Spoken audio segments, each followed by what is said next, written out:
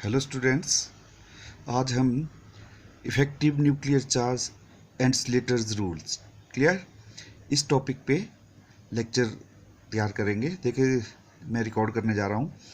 इन multi electron atoms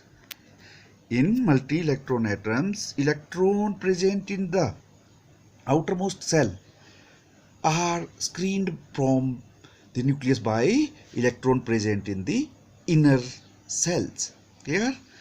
तो कहने का मतलब ये यदि न्यूक्लियस है सेंटर में हमारे पास, और ये 1 2 3 एंड सो ऑन आगे भी हो सकते हैं ऑर्बिट सेल्स, तो जो इलेक्ट्रॉन इस थर्ड सेल में मान लो जो प्रेजेंट है ये वाला इलेक्ट्रॉन, तो जो इसको जो अंदर फर्स्ट और सेकंड सेल में जो इलेक्ट्रॉन प्रेजेंट हैं वो न्यूक्लियस से स्क्रीन करते हैं। The electron present in the inner shell that screens the electron present in the valence cell because these electrons they act as ball. ये इलेक्ट्रॉन इस इलेक्ट्रॉन के लिए अंदर दीवार का काम करते हैं, जिसकी वजह से जो टोटल न्यूक्लियर चार्ज है, टोटल न्यूक्लियर चार्ज होता है भाई atomic number of the atom. जितना एटॉमिक नंबर उस एटम का है, जैसे नियोन का 10, आर्गोन का 18 और जिसको भी ले क्रोमियम का 24, तो क्रोमियम का जो एटॉमिक नंबर है 24 है, वही उसके लिए न्यूक्लियस में न्यूक्लियर चार्ज होगा, यानी कि 24 उसके न्यूक्लियस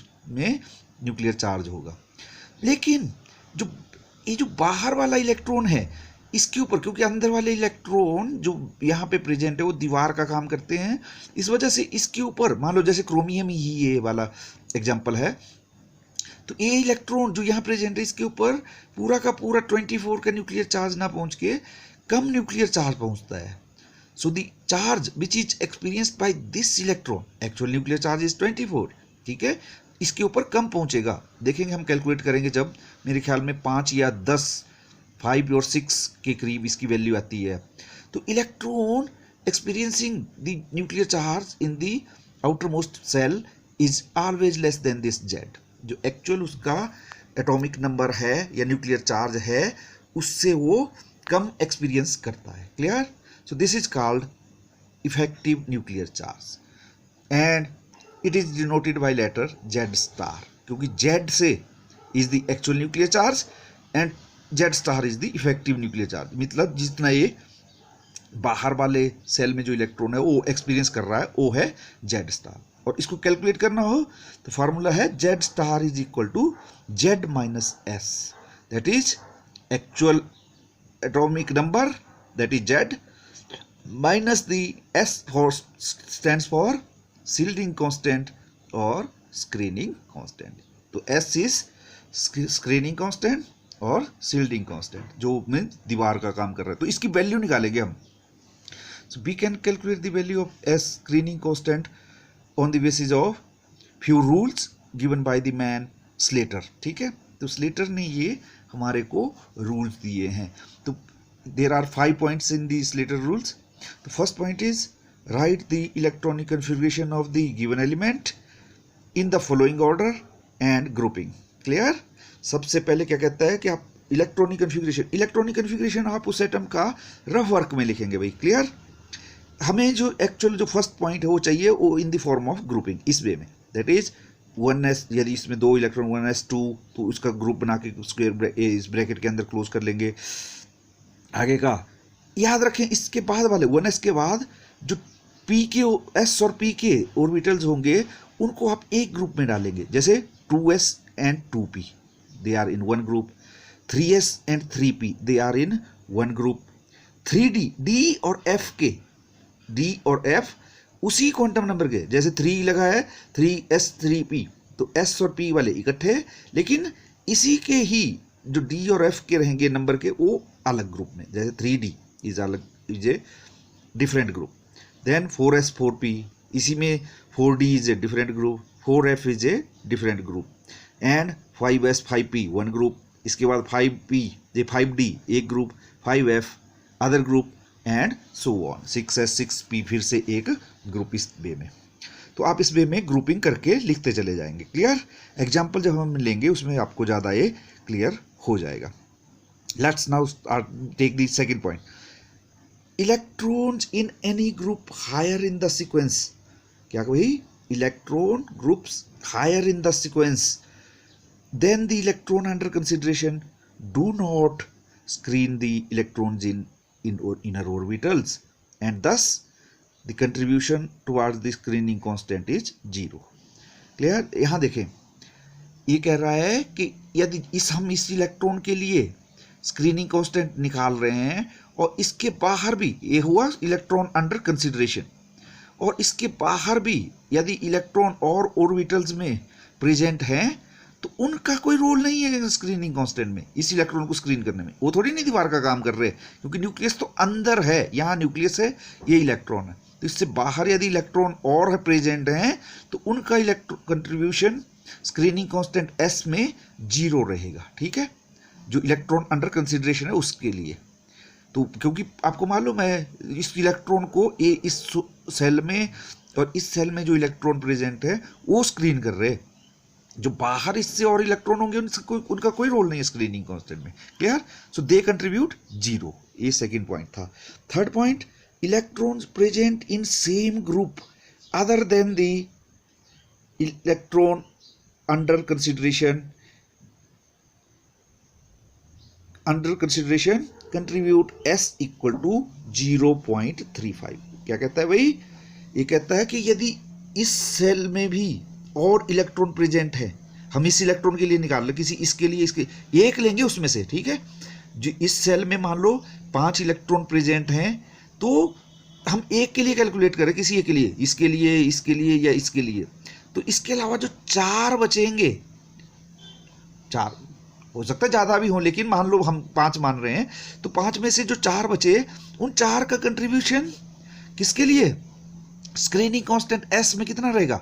4 × 0.35। क्लियर? तो उसको कहता है कि जितने उसमें सेल में और इलेक्ट्रॉन्स होंगे उस इलेक्ट्रॉन के अलावा उनका कंट्रीब्यूशन कितना होगा? Multiplied by 0.34। तो S उनका हर एक का कंट्रीब्यूशन 4 थे तो 4 × मल्टीप्लाइड बाय 0.35 रहेगा। ठीक है, सिर्फ 1s इलेक्ट्रॉन के लिए ही वही S की वैल्यू 0.30 होती है, और 1s में एक ही केस आएगा, हीलियम का केस। हीलियम का इलेक्ट्रॉनिक कन्फिग्रेशन होता है 1s2, तो एक के लिए आपने निकालना है, उसको भूल जाएंगे तो बचा एक electron.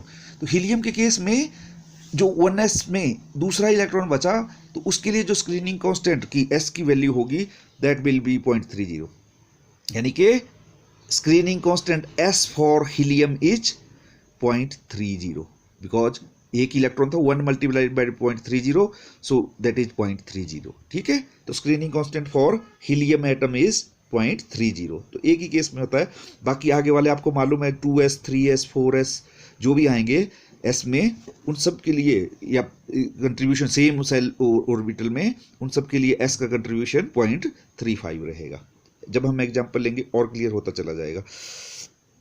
Then fourth point, for electron under consideration, if the electron under consideration belongs to S or P, ठीक है, N means बाहर वाला, सबसे बाहर वाला, तो electron belongs to NS or NP orbital, then all electrons present in the previous cell या group, previous group क्या होगा? N-1, N लगाए ना आगे, ये नंबर होगा, जैसे मान लो पूछा गया 4s के लिए या 4p के लिए, किसी एक इलेक्ट्रॉन के लिए कैलकुलेट कीजिए, तो उससे पिछला क्या बनेगा?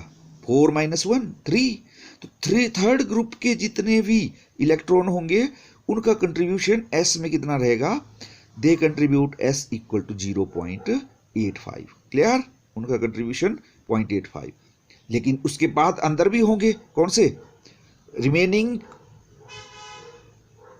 Orbitals, that is N-2 group, N-3 groups, they will contribute S equal to 2। जैसे मैंने कहा था, मान लो हमसे 4s के लिए पूछा गया है, electron under consideration belongs to 4s, तो उससे अंदर का कितना बना ग्रुप वाला? पहले वाला 4 - 1 मीन्स 3, तो 3s 3p 3d ये जो ग्रुप बनेंगे, इन ग्रुप में जितने इलेक्ट्रॉन है उनका कंट्रीब्यूशन 0.85। अब 3 के बाद अंदर और बच गए कितने?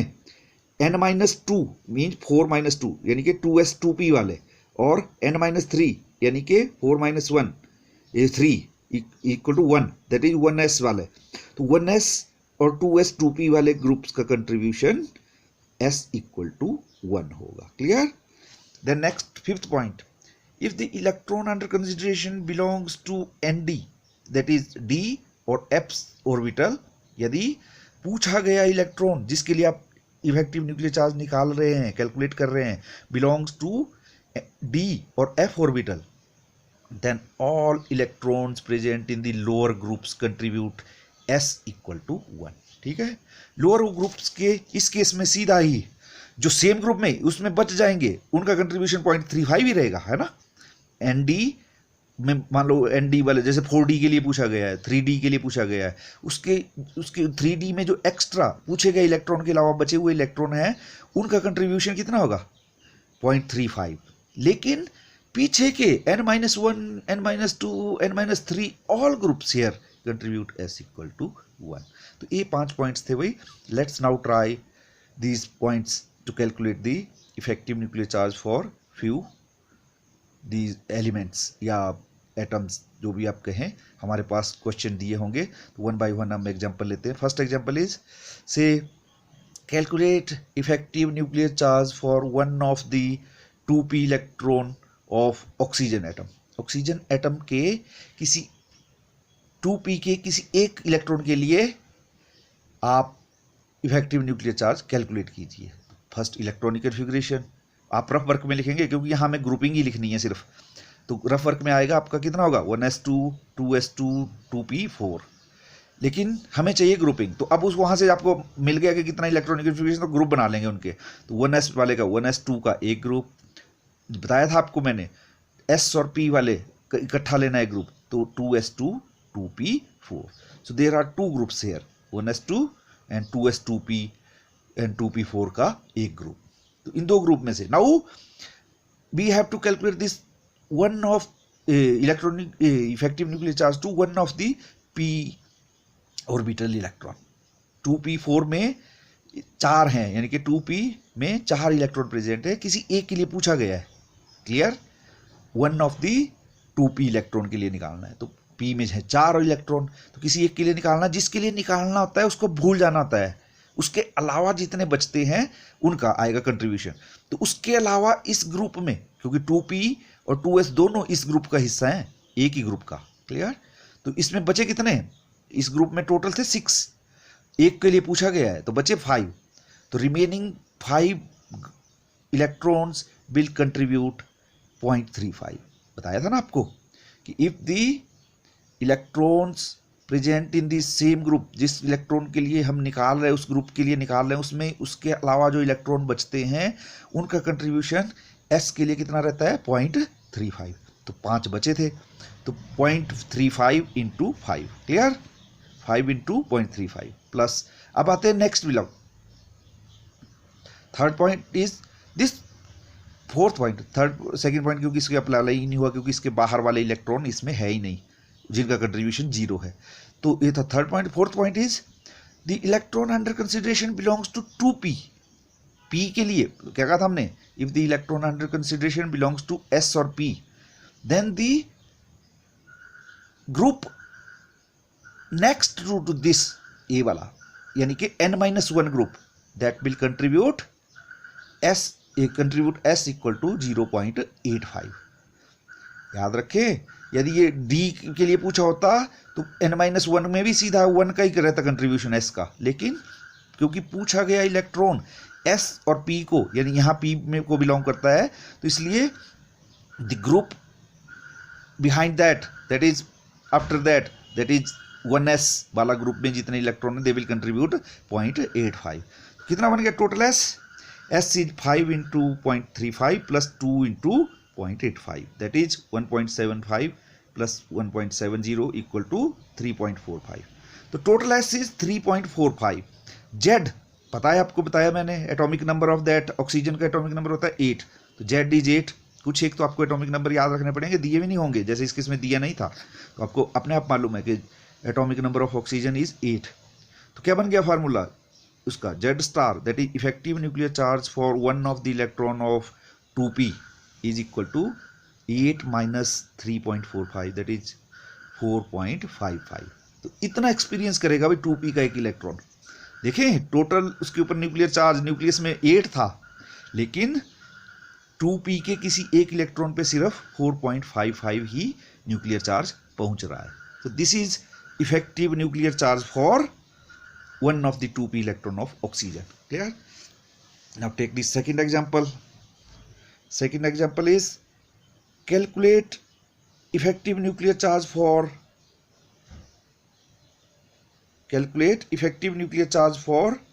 one of the electron 3p, one of the 3p electron of chlorine. Chlorine के 3p में, ये आ गया 3p, ठीक है, में प्रेजेंट किसी एक इलेक्ट्रॉन के लिए आप इफेक्टिव न्यूक्लियर चार्ज कैलकुलेट कीजिए। फिर से आप, जैसे मैंने कहा आपको दिया था इस बारी में, atomic number of chlorine is 17, ये दिस इज आल्सो गिवन, लेकिन कुछ एग्जांपल के केसेस में जैसे ऑक्सीजन में आपको दिया भी नहीं था, तो याद रखने पड़ेंगे एटॉमिक नंबर भी। क्लियर?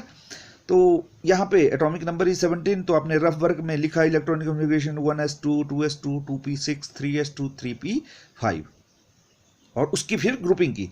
ग्रुपिंग से जब भी आप आंसर स्टार्ट करेंगे उस न्यूमेरिकल का, तो आप ग्रुपिंग से स्टार्ट करेंगे। तो ग्रुपिंग थी बनी 1s2 का एक ग्रुप, 2s2 2p6 का एक ग्रुप, 3s2 3p5 का थर्ड ग्रुप।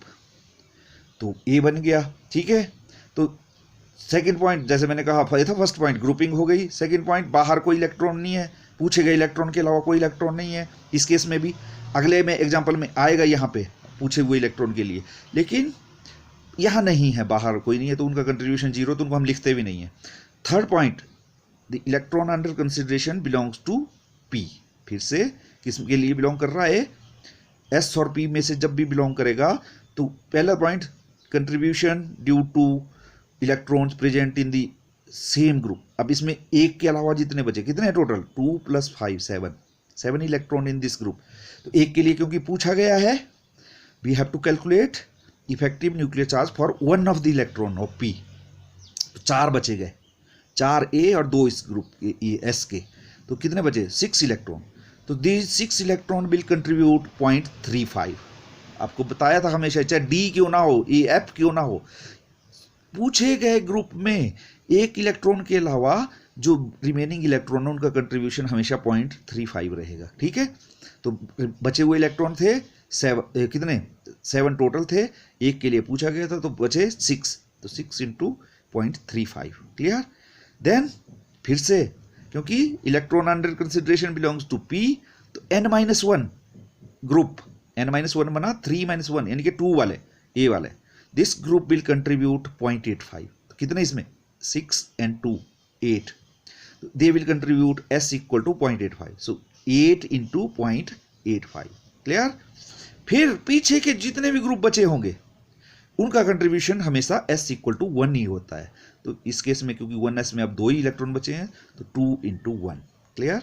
तो 2 इसको आप मल्टीप्लाई करोगे तो आएगा 2.10, इनको मल्टीप्लाई करोगे तो 6.80, और 2 × 1 इज 2, तो और ऐड करोगे तो दिस कम्स आउट 10.90। कितना आया हमारे पास, 10.90 इज s। तो z आपको दिया था atomic number 17, z star is therefore that is effective nuclear charge for one of the 3p electron of chlorine is 17 - 10.90, that is 6.10। So this is, अब देखिए कहाँ टोटल न्यूक्लियर चार्ज क्लोरीन पे 17 था, लेकिन सबसे आउटर मोस्ट इलेक्ट्रॉन के ऊपर सिर्फ 6.1 ही पहुंच रहा है, ठीक है। तो ये इतना एक्सपीरियंस कर रहा है, सिर्फ 3p का आउटर मोस्ट बैलेंस सेल का इलेक्ट्रॉन सिर्फ 6.1, 17 में से 10.90 उस दीवार ने, जो अंदर वाले इलेक्ट्रॉन ने दीवार का काम किया वो रोक लिया। ये सेम केस है भाई, जैसे मोबाइल कर लें आप, सिंपल एग्जांपल, कैसे जो उस टावर के नियर होंगे उनको 100% देखा ना, जब आपके बाहर आते थे उस पर भी सिग्नल के। क्लियर? मैं पेज पे दिखा रहा हूँ किस टाइप का सिग्नल आता था आपके वाले, इस टाइप में स्मॉल, फिर उससे बड़ा ए, इस टाइप के बाहर आते थे ना सिग्नल के आपके। तो जो टावर के नियर है उसके चारों सिग्नल होंगे, चारों टावर्स होंगे बने हुए, चारों बार्स पॉइंट फुल होंगे, लेकिन जो इससे 1 किलोमीटर की दूरी पे होगा उसके में हो सकता है 3 ही पहुंचे, और जो रिमोट एरिया में है उसके पास हार्डली किसी एक पहली लाइन ही पहुंचे, एक वाला ये सिंगल सबसे छोटे वाला सिग्नल है ना, वीक सिग्नल। तो जो जैसे जैसे दूरी बढ़ती जा रही है, जैसे जो टावर के नियर है उसको 100% सिग्नल मिल रहा है, जो उससे दूर 1 किलोमीटर के सर्कल पे थे उनको कुछ कम मिल रहा है, जो बहुत ही दूर हो गए जाके उनको बहुत वीक सिग्नल मिल रहा है। क्लियर? तो ये न्यूक्लियर चार्ज का भी एग्जांपल सेम केस है। क्लियर? तो यानी कि जो न्यूक्लियर चार्ज मान लो जैसे क्लोरीन में 17 था, तो वो सिग्नल की तरह, जैसे सिग्नल कम होता चला जाता है डिस्टेंस के साथ, उसी तरह जो बैलेंस सेल में इलेक्ट्रॉन है इनके ऊपर न्यूक्लियर चार्ज भी बहुत कम एक्सपीरियंस होता है बाहर वाले सेल के इलेक्ट्रॉन के ऊपर। Now take the case another example, calculate effective nuclear charge. अब देखें इस केस में 2 केस है भाई। क्लियर? अब आपको ध्यान से देखना है, ये आएगा इस केस में आएगा वो electron higher then under consideration वाला केस। तो देखते हैं सेकंड पॉइंट भी इस पे अप्लाई होगा। तो 2 केसेस हैं, calculate effective nuclear charge for an electron present in 4s of orbital of zinc. पहले जिंक के 4s के लिए, 4s के लिए तो कंप्लीट आ जाएगा, वो वाला पॉइंट नहीं चलेगा। तो पहला केस तो सिंपल हो गया, ठीक है। तो इसके लिए जो इफेक्टिव न्यूक्लियर चार्ज होगा S इक्वल टू, क्योंकि पूछा गया इलेक्ट्रॉन बिलोंग्स टू, फिर से S, ठीक है, electron under consideration belongs to S, और S ए ग्रुपिंग की आपने, हाँ इसका ग्रुपिंग रह गया मेरे वाले में। सो दिस इज 4s। तो पूछा गया इलेक्ट्रॉन 4s ग्रुप का है, और इसमें एक के लिए पूछा गया है, तो 2 टोटल थे तो 1 बच गया, ठीक है। तो remaining its contribution will be 0.35, 1 into 0.35। तो जैसा कहा, अब थर्ड पॉइंट, क्योंकि electron under consideration belongs to S group, so n-1 electron present in n-1 group. अब ये सारे यहां से ये आया n-1, क्योंकि n-1 मीन 4-1, तो सबके साथ जिनके साथ 3 लगा हुआ है, all these groups they will contribute S equal to 0.85। तो करें, 3D में 10 थे, 3s और 3p वाले में 8, 2 + 6 8, तो टोटल बन गए 18 इलेक्ट्रॉन। n-1 ऑर्बिटल्स में ग्रुप्स में 18 इलेक्ट्रॉन है, सो 18 इंटू 0.85, क्योंकि पूछा गया इलेक्ट्रॉन S का था तो 0.85 वाली वैल्यू आई, ठीक है। देन नेक्स्ट इज n-2 और n-3, इस केस में आएगा n-2 बना 2s2 वाले, और n-3 बना 1s2। तो अब आगे को नहीं फिर पूछते हैं, आगे को जितने भी बच जाते हैं n-1 के बाद वो सारे कंट्रीब्यूट करते हैं S इक्वल टू 1। तो आप उनका नंबर गिन लीजिए, 6 + 2 8 + 2 10, तो 10 इंटू 1। क्लियर? सिंपल केस था इस केस में। S is equal to 1 into 0.35, 18 into 0.85 will come equal to 15.30, 10 into 1 is 10, तो total is 25.65। So screening constant is 25.65। कितना बड़ा नंबर आया, यानी कि जिंक के 4s में जो सबसे बैलेंस सेल में इलेक्ट्रॉन प्रेजेंट है S ऑर्बिटल में, उसके एक इलेक्ट्रॉन द्वारा कितना न्यूक्लियर चार्ज एक्सपीरियंस किया जाता है। जिंक का एटॉमिक नंबर होता है 30, तो 30 - 25.65, जस्ट 4.35। तो जिंक के 4s यानी कि सबसे बैलेंस सेल में, आउटर मोस्ट सेल में जो इलेक्ट्रॉन प्रेजेंट है, उसके पास 30 में से सिर्फ 4.35 न्यूक्लियर चार्ज ही पहुंच पाता है, ठीक है, सिर्फ 4.35 30 में से। सोचिए कितना, 25.65 गायब हो गया सिग्नल की तरह, ठीक है। देन सेकंड केस पूछा गया था, for an electron present in 3D orbital या 3D ग्रुप। दूसरा केस है 3D में किसी एक इलेक्ट्रॉन के लिए कैलकुलेट कीजिए। अब आया वो पॉइंट आपके वाला जो मैंने कहा, सेकंड पॉइंट किसी पे अभी तक अप्लाई नहीं हुआ था। First point, write the grouping, तो वो लिखी हुई आपने पहले ही, ठीक है, write the electronic configuration in grouping, तो ग्रुप बने हुए हैं। Second point, electrons present in the higher shells then the electron present in under consideration. अब पूछा गया 3D के लिए, ठीक है, 3D के किसी एक इलेक्ट्रॉन के लिए, लेकिन बाहर 2 इलेक्ट्रॉन और हैं 4s के, लेकिन क्योंकि ये बाहर है, आपको निकालना 3D के लिए है, तो इनका क्योंकि ये बाहर प्रेजेंट है, जैसे मैंने कहा था, तो यहाँ पे आपको बताया था यह वाला कि इस इलेक्ट्रॉन के ऊपर जो स्क्रीनिंग इफेक्ट होगा वो इलेक्ट्रॉन जो इसके अंदर वाले सेल में प्रेजेंट है उनकी वजह से होता है, ना कि जो electron present outside the in other orbitals. तो जो बाहर वाले सेल में इलेक्ट्रॉन प्रेजेंट है उनकी वजह से कोई फर्क नहीं पड़ता है। तो ऐसा ही केस यहाँ पे अब 3D के लिए पूछा गया है, तो 4s वाला का कोई रोल नहीं होगा उसमें। तो जो इतने इसमें प्रेजेंट है उनका कंट्रीब्यूशन 0। कितने हैं 4s में? 2। तो 2 इंटू 0 प्लस अब आ गया पूछे गए electron. Now in this case remember, now the electron under consideration belongs to D subshell. अब डी का पूछा गया है, ठीक है।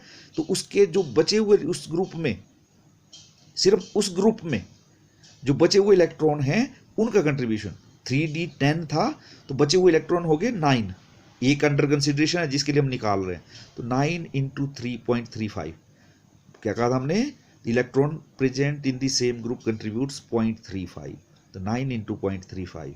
और जब पूछे हुए ग्रुप में बिलोंग्स टू डी सब सेल हो या एफ हो, तो all other groups behind that, जितने भी रिमेनिंग ग्रुप्स हैं उन सब का कंट्रीब्यूशन S इक्वल टू 1 होता है, ठीक है। तो कर ले काउंट, 6 बचे हुए ग्रुप्स हैं ए वाले, 6 2 8, 6 14, 2 16 और 2 18। So remaining group electrons are 18 into 1, so 2 into 0 is 0, 9 into 0.35 is 3.515, 18 into 1 is 18। तो कितना आ गया screening constant S is equal to 21.15। Clear. And Z star zinc का फिर से एटॉमिक नंबर इज 30 माइनस 21.15। तो इस केस में 3D का एक इलेक्ट्रॉन कितना एक्सपीरियंस करता है भाई? 8.85। देखिए 4s का और कम हो गया था 4.35, लेकिन 3D वाला थोड़ा सा इससे ज़्यादा 8.85 न्यूक्लियर चार्ज एक्सपीरियंस करेगा। So that's all about this effective nuclear charge and Slater rules topic. तो नेक्स्ट मैं आपको इसमें से कुछ एक एग्जाम्पल, यदि आपने बुक्स बहुत लग रहा है मुझे खरीद भी ली हैं, तो आप डाल रहे थे मेरे को मैसेज उस पर व्हाट्सएप पे और इसके टेलीग्राम पे कि पीछे के टॉपिक छूट गए, तो मीन्स आप पढ़ रहे हैं, उनको देख रहे हैं बुक में, तभी आपको पता चला कि पीछे के टॉपिक अभी रहते हैं, उनको भी हम कवर करेंगे। लेकिन अभी आप इसको ऊपर जाएंगे क्योंकि इलेक्ट्रॉनिक कॉन्फ़िगरेशन से रिलेटेड ही ये टॉपिक था, तो मैंने इसको अभी कवर किया पहले, ठीक है। तो अब हम इसके एग्जाम्पल्स में, यदि जिनके, क्योंकि बहुत सारे बच्चों के पास अभी भी बुक्स नहीं होंगी, तो मैं इसके रिलेटेड जो एग्जाम्पल्स हैं, ये क्वेश्चंस हैं, how to calculate effective nuclear charge for few atoms और एलिमेंट्स, तो वो वाला आपको मैं टेलीग्राम पे पोस्ट कर दूंगा क्वेश्चंस, वो आप प्रैक्टिस कीजिए। लेकिन जिनके पास है बुक में, वो आप और एग्जाम्पल और जो नहीं दिए हैं आपको न्यूमेरिकल्स हैं, उनको प्रैक्टिस कर सकते हैं। So that's all about today. Thank you.